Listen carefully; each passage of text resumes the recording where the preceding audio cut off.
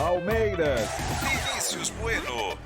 Quando surge o alviverde imponente no gramado. Bom, vamos com as informações do Verdão, atual tricampeão da América, né? Na sequência aí, 2 títulos importantíssimos. E a Rádio Bandeirantes acompanhou tudo de perto com o Vinícius Bueno. Mas antes do Vini, que já está com a gente, justamente a Conmebol divulgou a seleção da Libertadores, Isa. E obviamente que temos alguns jogadores do Palmeiras. Qual é essa seleção, Isa? E predominantemente brasileira, né, PDVO? Tem um jogador do Barcelona de Guayaquil, 2 do Atlético Mineiro, 3 do Flamengo e 5 do Palmeiras, só os times envolvidos nas semifinais. Goleiro, o Everton, o lateral direito é o Castilho, do Barcelona de Guayaquil, zagueiro, um só, o Gustavo Gomes, do Palmeiras, e o lateral esquerdo é o Arana, do Atlético Mineiro. Indo pro meio campo, tem Arão, do Flamengo, Arrascaeta, também do Flamengo, e Veiga, do Palmeiras. E lá na turma do ataque tem o Dudu, do Palmeiras, ao lado do Rony, Gabigol do Flamengo e o Hulk do Atlético Mineiro. Já começo cornetando, cornetei nos bastidores, cornetei aqui em off, e o Vini, não sei se o Vini concorda, tiraria o Dudu, viu, Vini? Ótima noite pra você, tá com a gente pra trazer as informações do Palmeiras. O Dudu tá nessa lista, mas ele fez 7 jogos, sua fase final, marcou 1 gol, foi decisivo na semifinal, mas uma presença muito massiva de palmeirenses na seleção da Libertadores com o título, Vini. Boa noite. Tudo bem, Isa? Ótima noite para você, Paulo Vale, para nos acompanhar aqui nos Donos da Bola. Olha, eu estava pensando exatamente isso também, né? Se o Dudu mereceria de fato, ou merecia de fato estar nessa lista. Eu até entendo que ele fez o gol decisivo contra o Atlético Mineiro. Não fosse esse gol no Mineirão, o Palmeiras talvez ficasse pelo caminho e não disputasse a decisão. Mas ele chegou na reta final já da competição e não se destacou tanto quanto se imaginava que ele poderia resolver jogos, ser mais decisivo, né, como em outras temporadas. Agora, a pergunta é, tirar o Dudu para colocar quem? Pensando em Libertadores, pensando única e exclusivamente nessa competição. Se a gente for abrir o leque em relação à temporada, a gente pode colocar outros brasileiros, por exemplo, que estão se destacando no campeonato nacional, mas não na Libertadores. A dúvida é, eu até acho que vale o debate, e que o Dudu não tem a presença confirmada e garantida, não tem aquela cadeirinha cativa como em anos anteriores. Mas tirando o Dudu, quem entraria nesse time, Isa, na tua opinião? O Bruno Henrique, do Flamengo. Foram 11 jogos na Libertadores, foram 6 gols. E decisão por decisão, o Bruno Henrique acabou com o Barcelona de Guayaquil na semifinal, né? Fez gol na ida e na volta.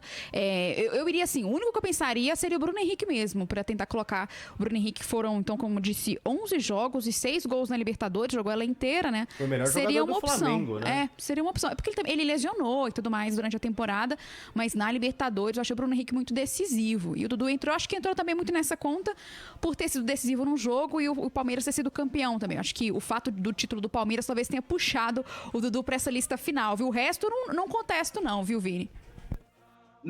Eu contesto um pouco o Castilho, do Barcelona de Guayaquil. Acho até que outros defensores do futebol brasileiro tiveram mais destaque em relação ao jogador do Barcelona de Guayaquil, mas estou contigo. Entre Dudu e Bruno Henrique, pelo que os dois fizeram, né, a gente está colocando o Dudu, ou pelo menos fazendo a ressalva de que o Dudu poderia estar nessa lista por ter definido um confronto de semifinal contra o Atlético.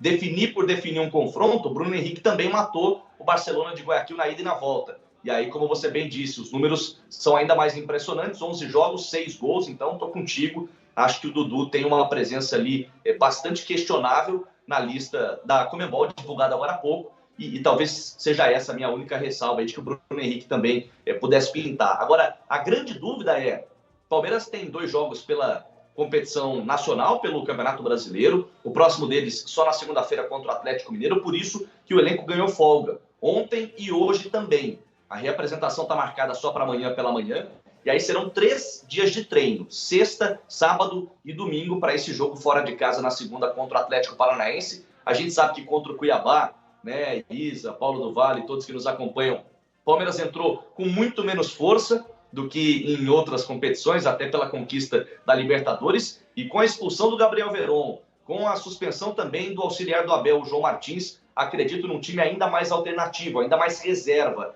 E muita gente perguntando sobre 2022, sobre o que o Palmeiras pode adiantar em relação ao seu planejamento. O Daverson, a gente já falou bastante aqui no microfone da Rádio Bandeirantes, herói da final, tem contrato só até o dia 30 de junho, ou seja, pode virar o ano, antes mesmo da reapresentação, no dia 5 de janeiro, já podendo assinar um pré-contrato. restando 6 meses para o término do vínculo, ele já poderia assinar um pré-contrato com uma outra equipe. E, além do Daverson, outros 4 jogadores também vão entrar no ano de 2022 como o ano de reta final dos seus vínculos. Os 2 laterais, o Marcos Rocha e também o Vitor Luiz, o Scarpa e o William Bigode. Então, esse é um ponto muito interessante, porque o Rocha, apesar da idade já mais avançada, eu entendo que ele é, sim, muito útil. E a comissão técnica tem muita confiança no trabalho dele. Apesar de algumas críticas de parte da torcida, eu acho que sim, a ausência dele colocou muito medo em relação ao que poderia ser a final. Ainda que o Mike tenha ido bem. O Mike surpreendeu, porque havia um pessimismo muito grande. Muita gente passou a valorizar o Marcos Rocha quando ele acabou suspenso para a decisão. Esse está com moral, tem a confiança da comissão técnica e pode sim ter grandes possibilidades de renovar o seu contrato, assim como o Gustavo Scarpa. O William Bigode, eu não acredito em mais uma renovação, até porque tinha contrato até o fim do ano, já conseguiu ampliar em mais um ano o seu vínculo e tem possibilidade de sair assim. O Santos, o próprio Fluminense e outras equipes do futebol brasileiro estão sondando a situação do William Bigode, que não ficou nem no banco de reservas em Montevidéu, no Uruguai, contra o Flamengo, na final da Libertadores. E o Vitor Luiz, esse sim, não tem tanto espaço, esse deve ser negociado. Então, desses 5 jogadores, o Daverson é o único que vira o ano já podendo assinar um pré-contrato. Os outros 4 têm vínculo até o fim da temporada. E desses 4, eu diria que o William Bigode e Vitor Luiz não estão nos planos para mais uma renovação contratual. Rocha e Scarpa, sim. O Palmeiras entende que o Scarpa, depois de oscilar bastante, terminou a temporada tendo o seu melhor ano com a camisa do Palmeiras. E a ideia são 2, na verdade, né? Ou fazer negócio, fazer dinheiro com um jogador que, enfim, apresentou aquilo que se esperava no último ano do contrato, praticamente, e aí você faz negócio com o Scarpa, ou renova para não perder dinheiro, com a possibilidade dele assinar um pré-contrato no meio do ano.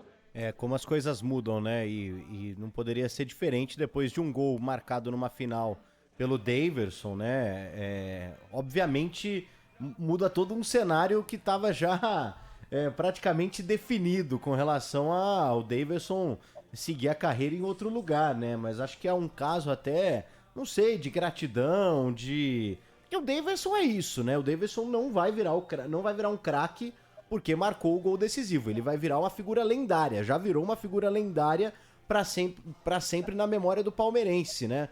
Mas aí eu não sei, é quase uma sinuca de bico, né? Uma gratidão, fica com o cara mais um ano, ou mesmo, bom, que tenha sido a despedida dessa forma, né? Uma forma bonita. Eu não sei como a Isa pensa e o próprio Vini também com relação a essa renovação. A gente falava do Silvinho, né, nesta hora, da questão do Corinthians, né, de permanecer ou não com o Silvinho, que não é um treinador tão experiente, mas essa situação da diretoria, né? A gente troca um treinador e fala assim, nossa, Silvinho, obrigada, levou a gente pra Libertadores, terminou o ano com G4, tirou de péssimas perspectivas de um time que caiu na primeira fase sul-americana, sabe? E levou o time aí a um G4, tchau, pode pegar suas malas e ir. Mesma coisa do Daverson, como é que chega e fala assim, olha, muito obrigada, você fez tudo que você podia fazer pela gente e um pouco mais. Mas eu acho que é isso também, né, Vini? Talvez até perspectiva de diretoria, depois que o cara, ele simplesmente vira o herói de toda uma temporada na Libertadores, é difícil você dispensar o cara, é difícil você procurar um outro destino pra ele neste momento, né?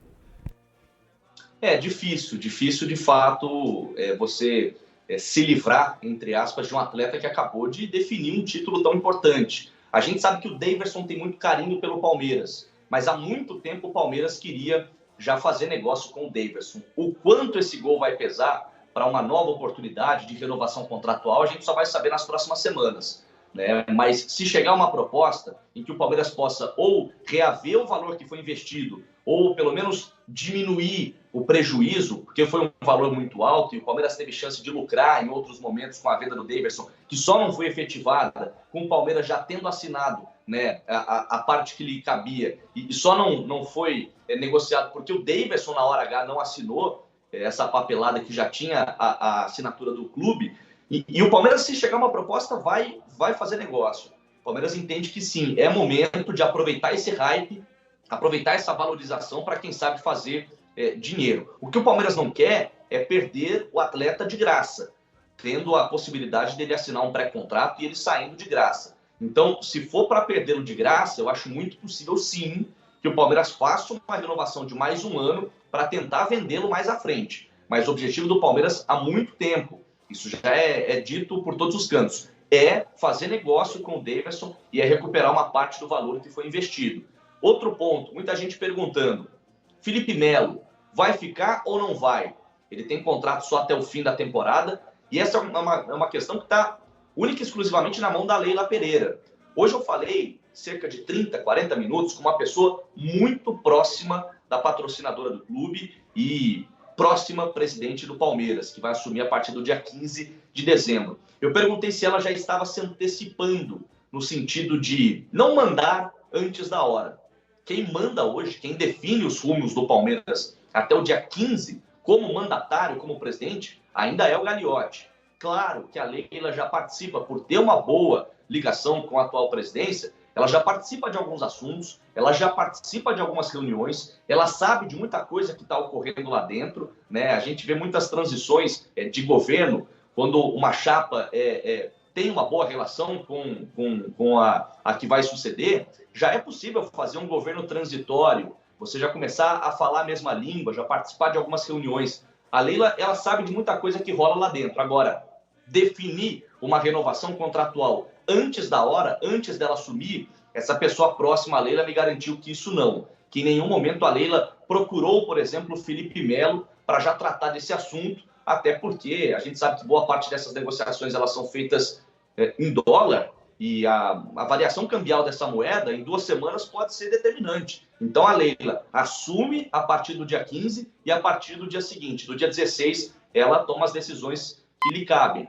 Por exemplo, a manutenção ou não do diretor de futebol, Anderson Barros, do Felipe Melo, atual campeão, ele quer mais 2 temporadas, o Palmeiras entende que mais um vínculo de 1 ano seria o ideal. Essas questões a Leila vai ter de definir, mas só a partir do dia 16, segundo essa minha fonte, essa pessoa próxima à nova presidente do Palmeiras. Boa, Vini, tamo junto, até a próxima, você volta aí ao longo da programação da Rádio Bandeirantes com mais do Palmeiras, tricampeão da América, Vini.